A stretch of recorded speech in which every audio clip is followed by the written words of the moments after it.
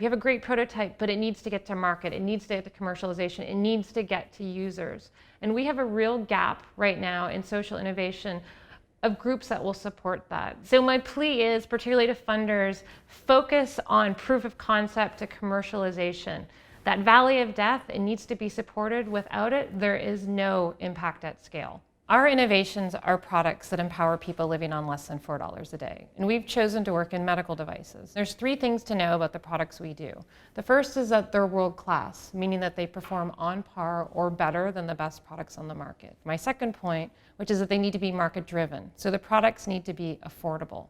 And then the third thing to know about our product development is that they're user-centric. And this means not just designing for the end user, but designing for everyone who is in that customer chain. That could be the purchasing decision maker, and it could be the technician who repairs it. Our Brilliance project started when an Indian doctor approached one of my colleagues and said, you know, everyone's focused on the big ticket items in neonatal health, but there's low-hanging fruit, and there are babies that are literally dying. They don't have phototherapy, they don't have treatment for jaundice. Brilliance is phototherapy, and that's just blue light to treat severely jaundiced babies. We licensed it to the largest maker of neonatal equipment in India, named Phoenix Medical Systems. We fixed the price so that there's price transparency, very rare with medical devices. But we also said, if you sell to public or rural hospitals, we will take less royalties. D-Rev also works in mobility, and another product we've designed is the Remotion Knee, which is a prosthetic knee for above-knee amputees. It's a 4-bar mechanism that mimics the natural gait of how humans walk. We've worked with the Jaipur Foot Clinic, and they have that first version of the knee, and it's been fit on over 6,000 amputees. We think about the entire product life cycle, so not just the design of the thing, but the problem we're trying to solve and how do we get to impact. It's about a 4-step process. The first is identify, which is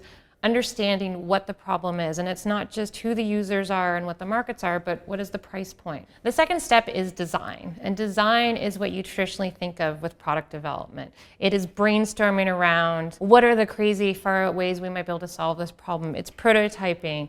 It's iterating, it's talking to users to get to a final embodiment that will go to commercialization. The third step is deliver, and this is manufacturing, distribution, marketing, selling. If you're working in medical devices, it's also it could be regulatory. You need to be thinking about this delivery phase in that identify phase. You need to be thinking late stage as early as possible in your design process. And you want to be able to measure the impact. Are you in fact solving the problem you set out to solve? Where possible, we design impact assessment into the products.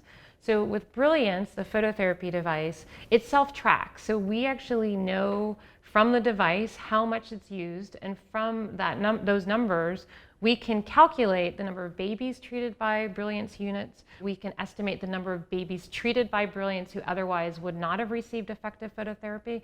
And from those numbers, we can estimate the numbers of deaths and disabilities averted. In using the private market to deliver our products, what that also means is that you need to design not just a very affordable product, but an affordable product that has profit margins built in.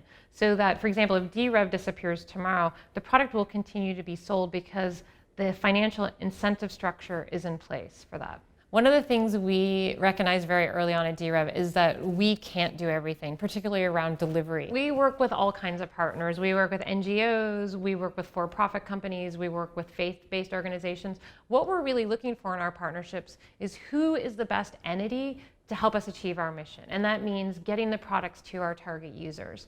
We get a lot of questions of, how come you're working with a for-profit? Is D-Rev just using philanthropic funds to support a for-profit's work? We raise philanthropic money for our identifying design phase, so think about that as like product R&D. But once the product hits the market, it needs to be entirely economically self-sustaining. And we are structured like this because we think this is the best way to scale a product. And it also holds us accountable at the same time to making sure that we're actually designing a product that solves a problem. And when you have partners that are working together to bring a product to market, when everybody has skin in the game, that's how you solve the problem, and that's how you get the products to impact.